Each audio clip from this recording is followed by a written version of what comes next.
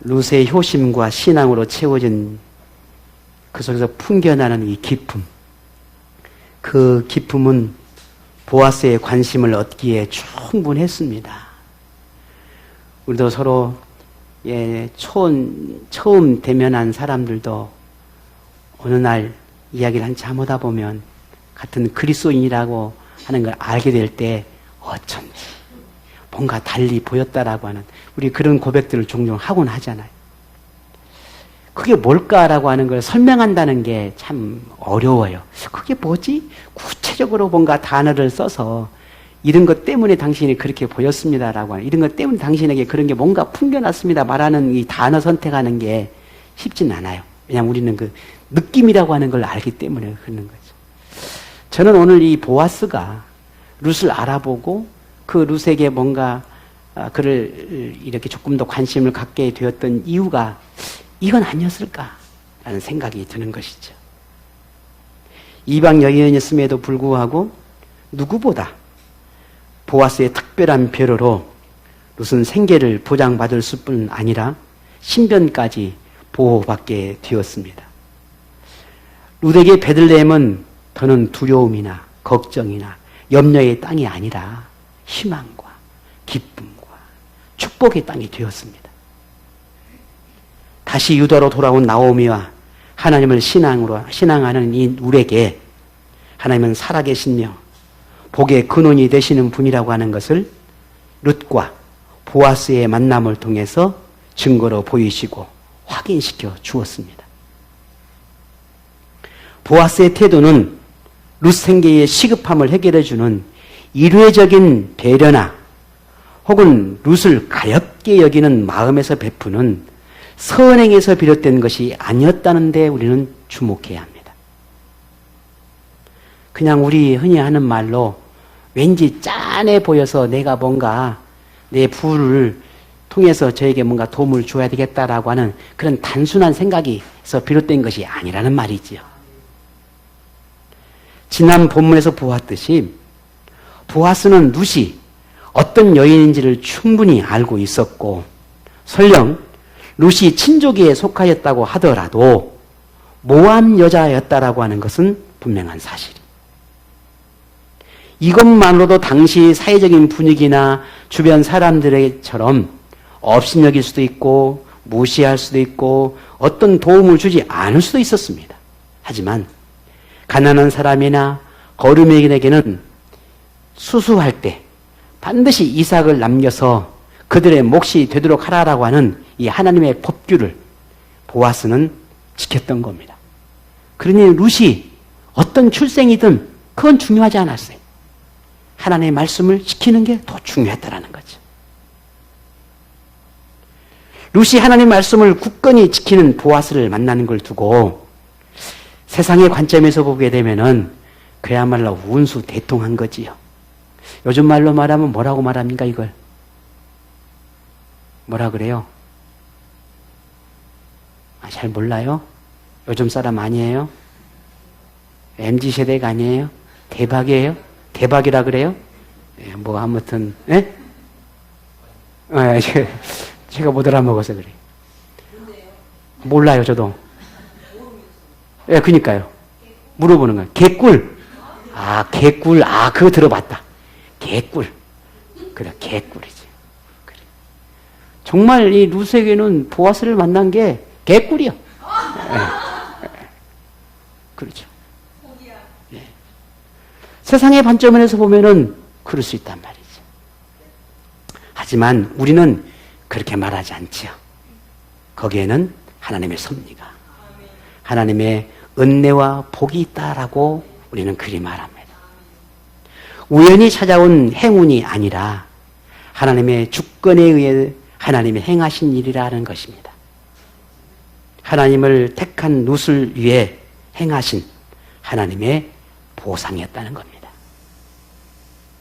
보아스의 배려로 룻은 사람의 눈치 보지 않고 이삭을 줄 수 있게 되었고 물도 마음 편하게 마실 수 있도록 했는데 오늘 조금 읽었던 이 본문에서는 이보다 더 적극적인 태도를 보입니다.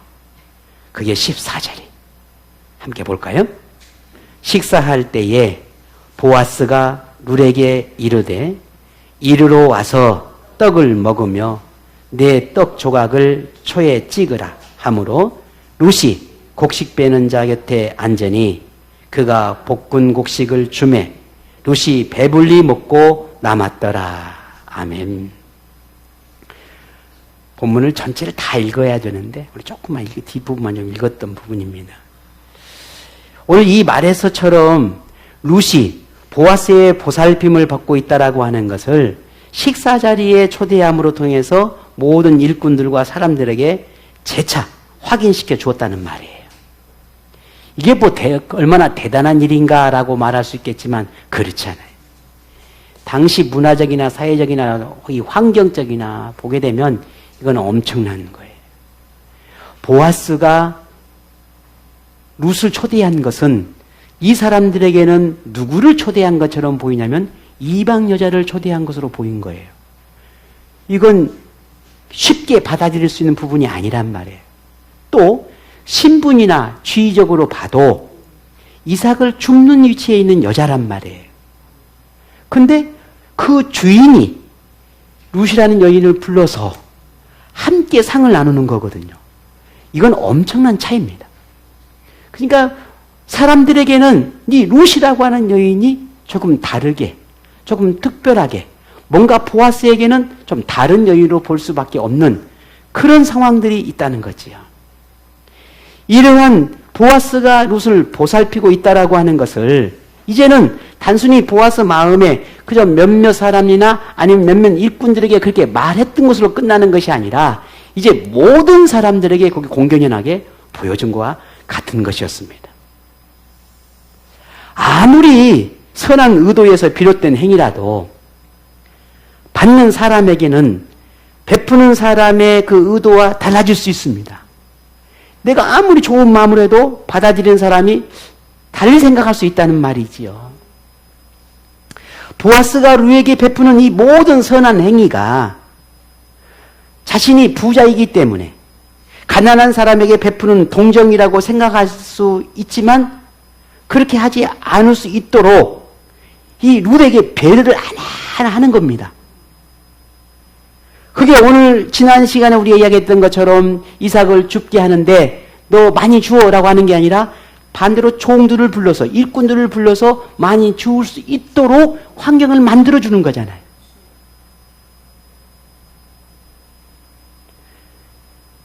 그렇게 우리 지난 본문에도 그리했고 오늘 본문에 보게 되면 또한 곡식 단 사이로 가게 해라고 말하고 있어요.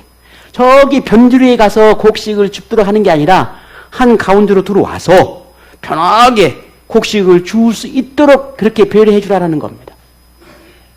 변두리 사람이 아니라 중심으로 들어오라는 거예요. 가운데로 들어오라는 거예요. 뿐만 아니라 오늘 보면 16절에 보게 되면 이렇게 말하고 있어요. 같이 볼까요? 또 그를 위하여 곡식 다발에서 조금씩 뽑아 버려서 그에게 줍게 하고 꾸짖지 말라 하니라 했습니다. 이삭을 수확하는 그 사람들에게 불러서 이렇게 말하는 겁니다. 야, 그 싹 그냥 하나도 떨어지지 않고 그냥 다 걷어가지고 그렇게 수확을 하지 말고 좀 좋은 것들 너무 겉뿌리 말고 좀 알곡이 좀 튼실하게 맺어 있는 그런 것들을 좀 이렇게 뽑아서 좀 한쪽에 버리라는 거잖아요. 물론 여기 보니까 겉뿌리, 속뿌리 그런 게 겉뿌리나 아니면 알이 뭐 차에 있는 거 그걸 말하는 건 아닌데 보아스의 의도가 그렇게 담겨 있다는 걸 제가 말하는 거예요. 성경에 없는 말 했다고 저한테 말하지 말고 그런 보아스의 의도가 아니겠냐라는 거예요.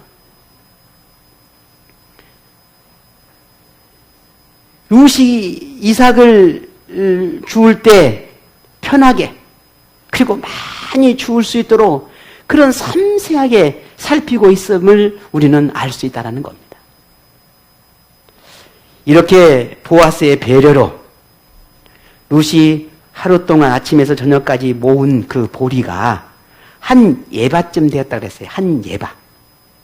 한 예바라고 하면은 이걸 우리가 양으로 보면 약 22, 3리터가 돼요. 22리터나 23리터 정도. 이걸 대수로 하면은 12대나 13대 정도 양을 말해요.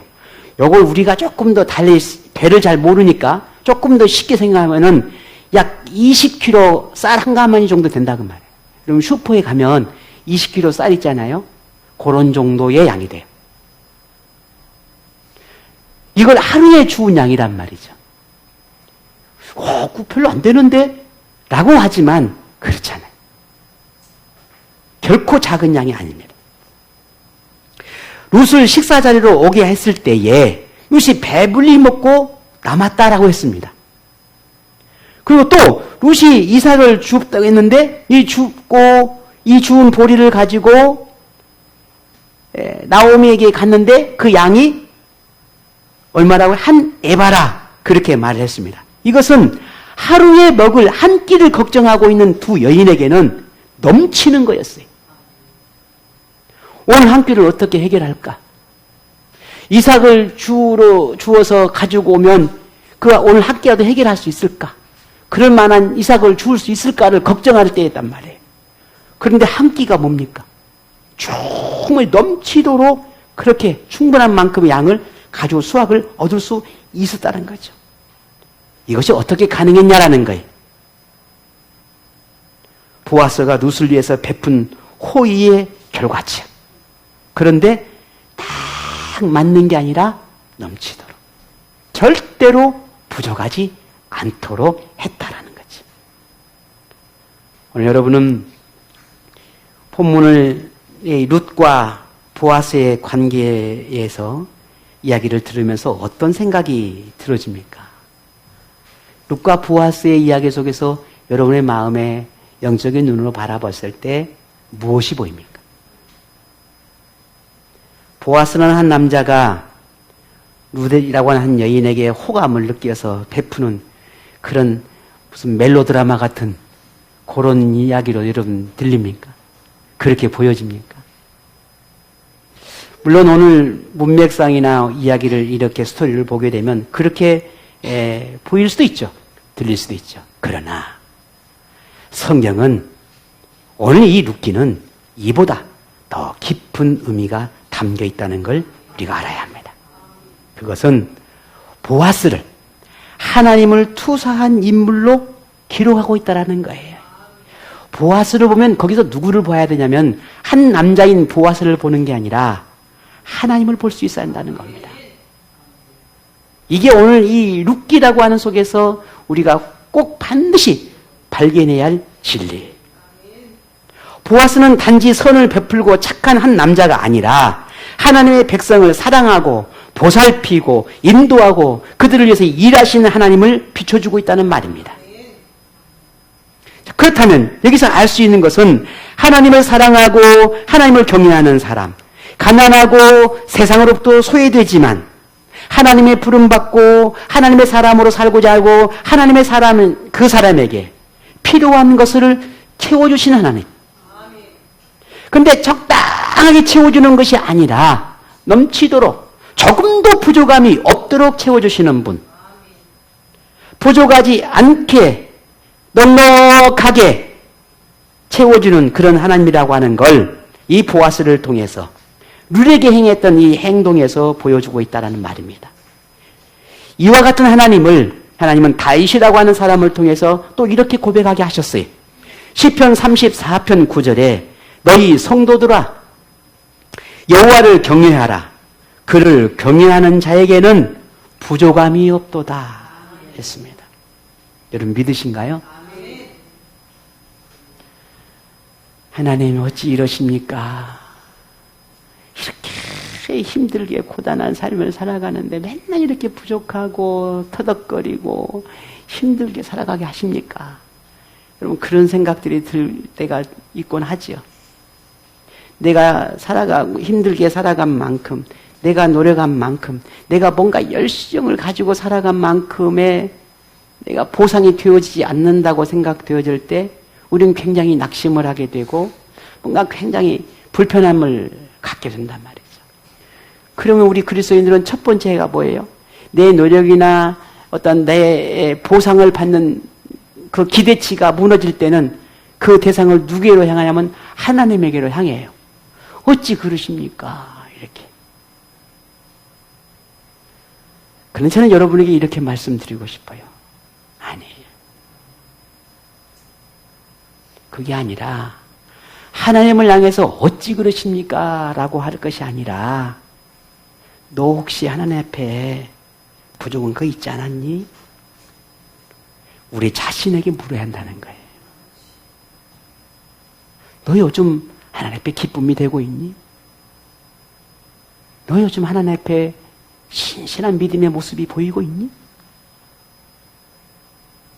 너를 위해 하나님은 얼마나 기뻐하고 즐거워하니 너도 나로 인해서 하나님으로 인해서 기뻐하고 있니? 라고 우리 자신에게 물어봐야 한다는 거예요.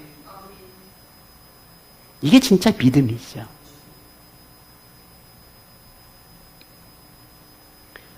오늘 우리가 하나님을 경외하는 자에게 부족함이 없다? 라고 하는 이 말씀이 내가 진리다라고 하는 걸 믿는다면 이걸 질문을 뒤집어야 돼요. 내가 하나님을 진심으로 경외할 때 나는 부족함이 없는 삶을 살 거라고 하는 이 믿음이 우리에게 일어나야 되는 거예요. 룻은 베들레헴에서 보아스라고 하는 사람을 만나서 자신의 그 생계의 어려움을 쉽게 풀릴 거라고 하는 것을 상상해나 했을까? 그랬겠습니까? 그런 상상을 어떻게 했겠습니까? 당장 내 발 앞에 눈앞에 펼쳐진 것은 가난하고 힘들고 고단함인데 앞으로 내가 저 유다에 가면은 어떤 남자를 만날 거고 그 남자가 나에게 큰 도움을 줄 건데 그가 보아스고 그게 알긴 하겠어요? 상상이나 할 수 있겠냔 말이에요. 근데 누구에게는 문제가 없어요. 하나님에게는. 왜? 모든 걸 알고 계시니까. 두려움과 염려와 걱정으로 한 발 한 발 내딛는 그 룻을 위해서 하나님이 이미 준비해 두셨어요. 우리 하나님은 이런 하나님을 뭐라고 말해요? 아니, 아까 찬양했잖아요. 아니, 아까 찬양했는데 여호와 이레라고 하죠. 하나님은 준비해 놓으신 하나님이에요. 왜?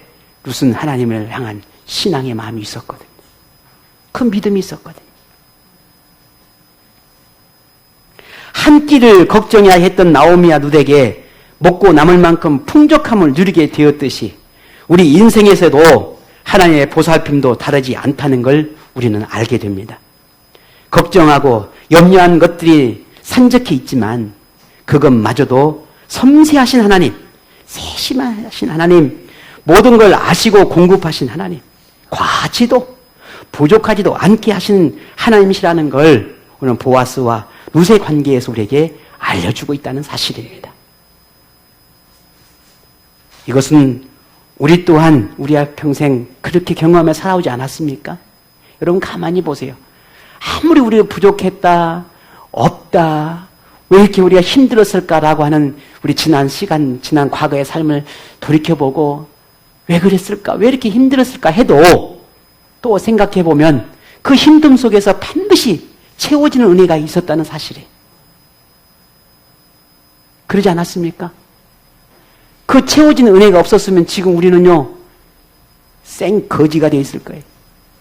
아니, 거지 이미 우리가 어쩌면 하나님의 나라에 가 있을는지도 몰라요. 그런데 아니잖아요. 아무리 터덕거려도 지금 우리는 뭐예요? 하나님 그 은혜 속에 있었기 때문에 우리가 오히려 감사하는 거예요. 오늘 집사님 기도처럼 감사하는 거예요. 감사.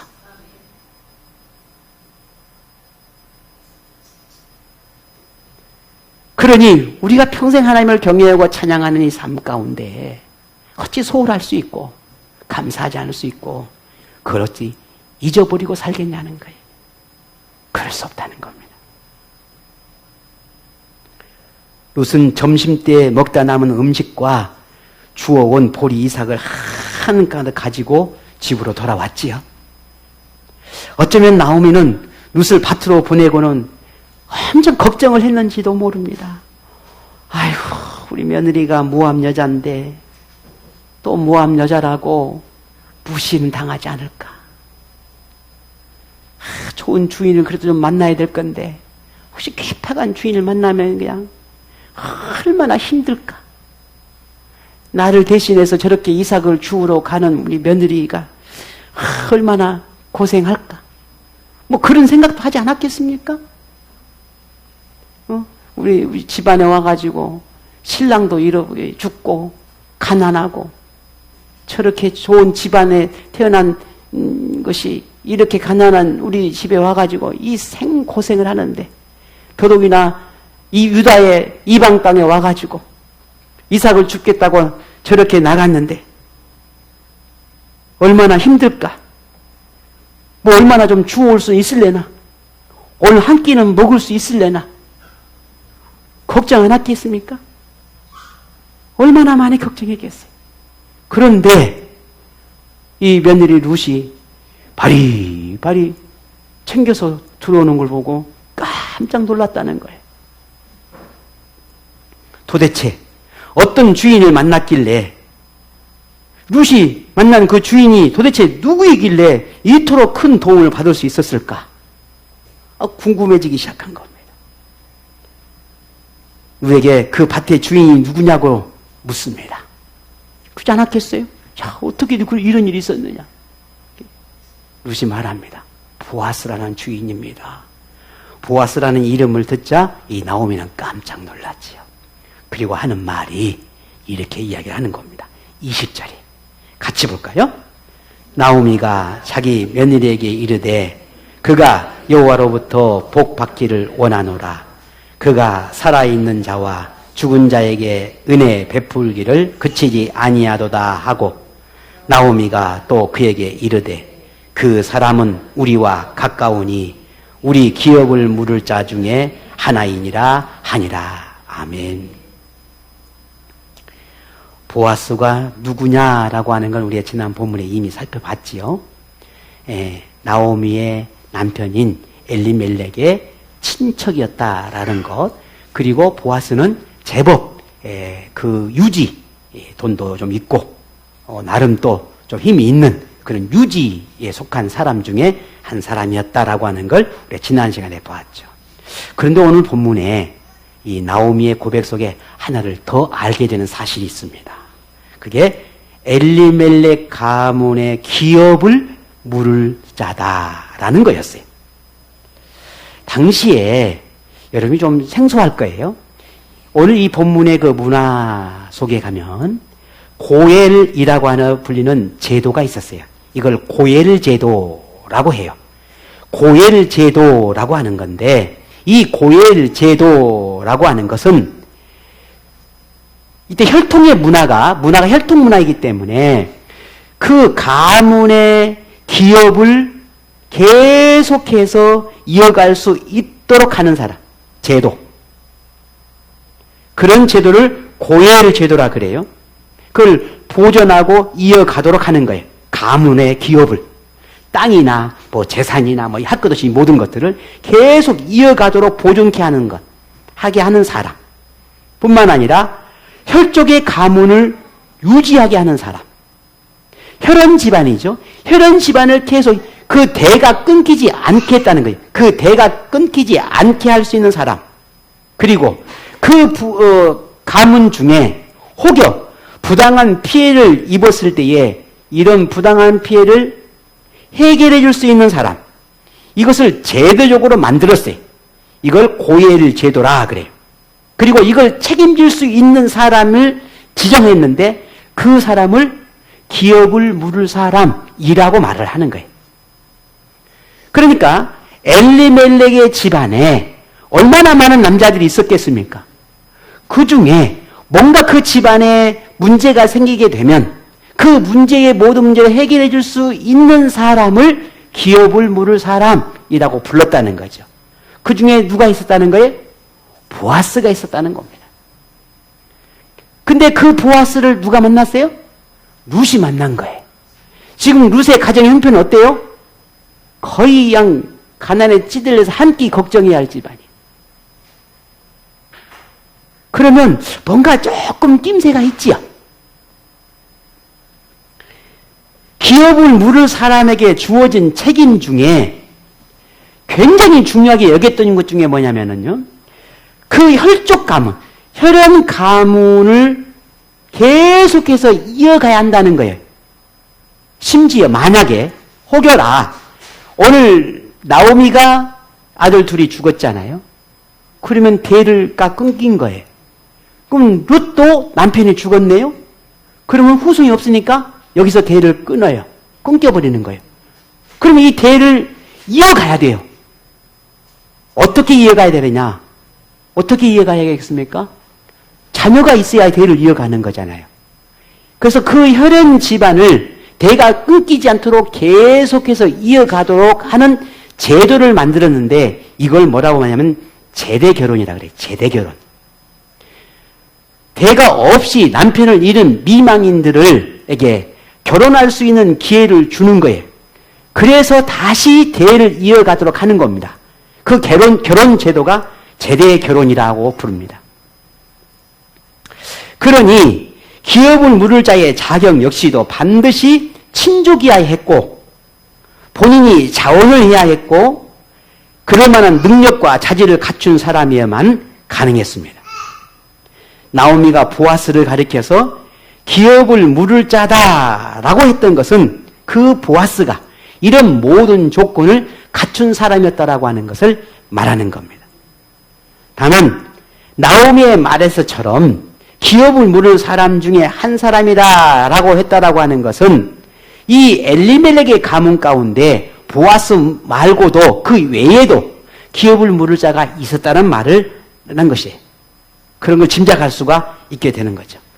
자, 그러면 나오미와 룻의 상황을 누구보다 잘 알고 있는 보아스는 기업을 물을 자로서의 책임을 감당하려고 할까라는 거예요. 그 말은 책임이 따른단 말이죠. 그러면 그 책임을 보아스는 감당하려 하겠냐는 거예요. 책임을 지려 한다고 한다면 무엇보다 지금 다 완전히 탕진해버렸던 엘리멜렉의 그 모든 기업을 다시 보아스가 이렇게 세워야 돼요. 왜? 엘리멜렉도 부유한 집안이었단 말이에요. 유력한 집안이라고 했잖아요. 근데 모압으로 가가지고 쫄딱 망해버렸으니까.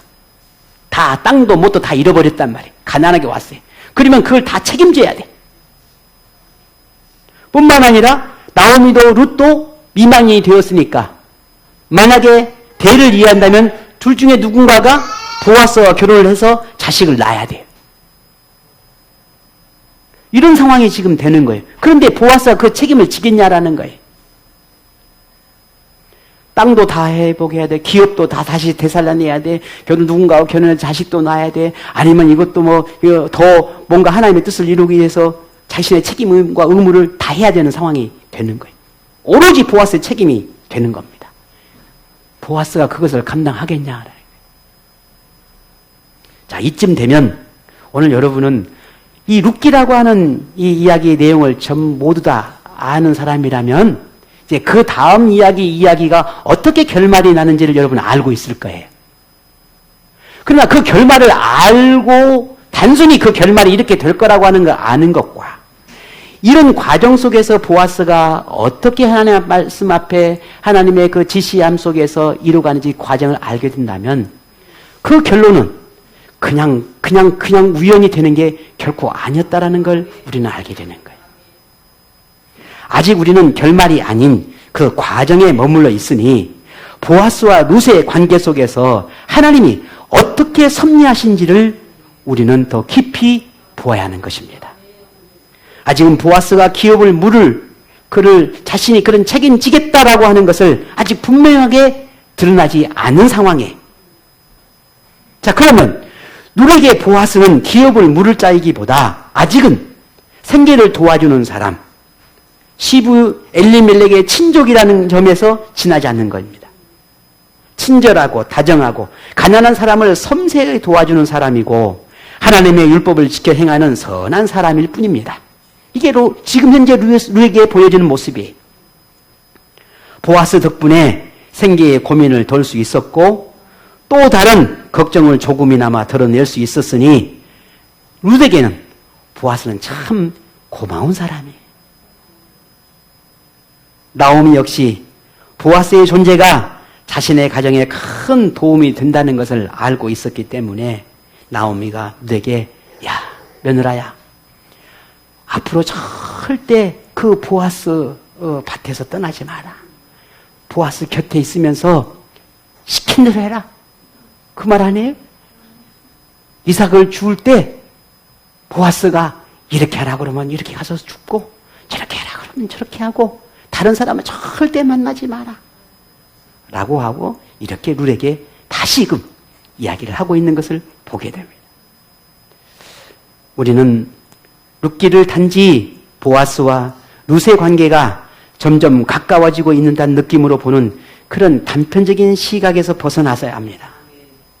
하나님의 일하심, 하나님의 섭리를 볼 수 있어야 합니다. 물론 하나님의 깊고 오묘한 뜻과 섭리를 사람이 모두 안다는 건 불가능합니다. 그러나 분명한 것은 하나님의 선한 분이고 인생에 없어서는 안 될 가장 필요한 분이고 귀한 분이라는 건 우리가 분명히 알고 있습니다. 우리는 평생 하나님을 알아갈 것이고 그런데도 다 알지는 못할 겁니다. 비록 그렇다 하더라도 하나님의 존재만큼은 우리는 의심하지 않을 겁니다. 여러분은 본문을 볼 때 하나님이 어떤 분으로 다가옵니까?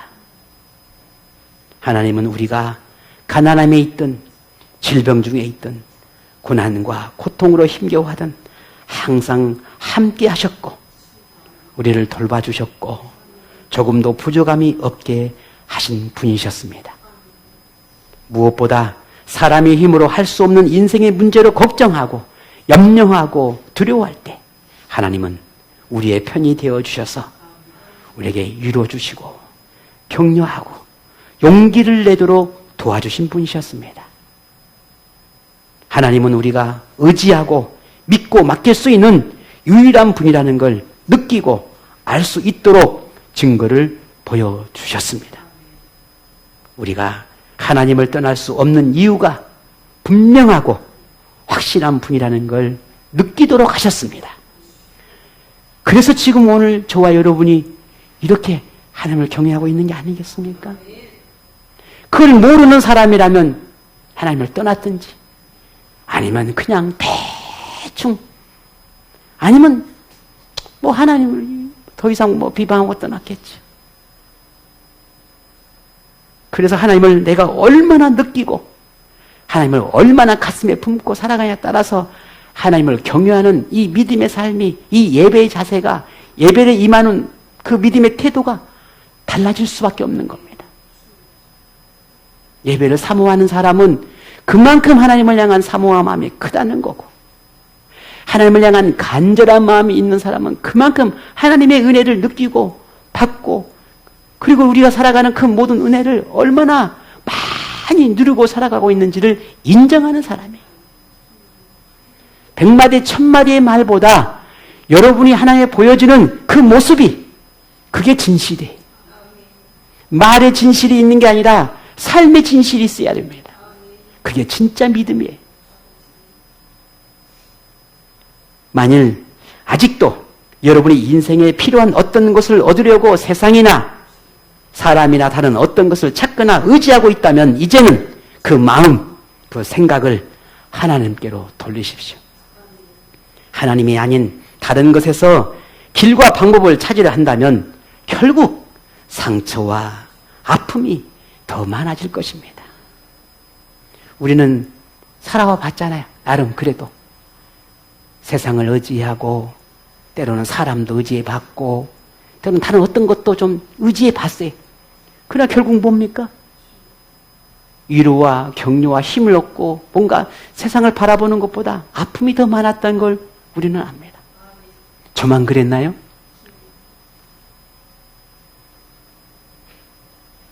왜 그렇습니까? 상황과 환경과 조건에 따라서 달라져요. 변해요. 변질되기 때문에 그렇습니다. 그러나 하나님은 아니에요. 내 상황이 어떠하든 내 마음이 어떠하든 하나님은 항상 우리를 향해 있어요. 그러니 우리가 하나님께 묻고 하나님을 찾고 구하면 인생의 문을 열어주시기를 우리가 구할 때 하나님은 반드시 일하십니다. 일하기 시작하는 거예요. 그것이 우리 그리스도인이 사는 지혜고 현명함입니다. 그리스도이기 때문이 아니라 하나님이 그럴 만한 분이기 때문에 그래. 딱히 다리에 밟은 법이 없어서 그냥 아둥바둥 하나님을 옆에 그렇게 붙어 있는 것이 아니라 그럴 만한 분이 하나님 뿐이기 때문에 그래. 그래서 하나님께 가는 것입니다. 하나님의 뜻을 이루는데 룰에게 보아스는 절대적으로 필요한 사람이었습니다. 그랬듯 보아스에게도 룻이 필요했습니다. 이렇저는 룻과 보아스의 모습처럼 하나님이 우리를 부르고 계십니다. 우리에게는 누가 필요합니까? 하나님이 필요합니다. 주님이 필요합니다. 보아스와 룻을 통해서 이루실 하나님의 뜻이 있듯이 오늘 저와 여러분을 통해 이루실 하나님의 뜻이 있다는 걸 믿으시기를 바랍니다. 분명히 우리는 알 수 없지만 어쩌면 희미하게나 보일 수 있는 분도 있겠지만 그러나 분명히 있습니다. 그 마지막은 초라하고 비참함이 아니라 가장 아름다움입니다. 이게 하나님의 뜻입니다. 하나님의 행하신 일에는 완벽함이 있고 하나님이 이루신 것은 항상 기대 이상입니다. 하나님의 간섭하심에는 선함이 있고 하나님의 완성하신 것에는 조금도 부족함이 없다는 것. 항상 넉넉하게, 풍족하게, 충분하게 베푸시는 그런 하나님이라는 것을 믿을 수 있기를 주의로 부탁을 드립니다. 그런 믿음으로 살고자 하는 여러분에게 어떤 것에도 부족하지 않게 하시는 하나님의 풍족한 은혜가 임하기를 축복합니다.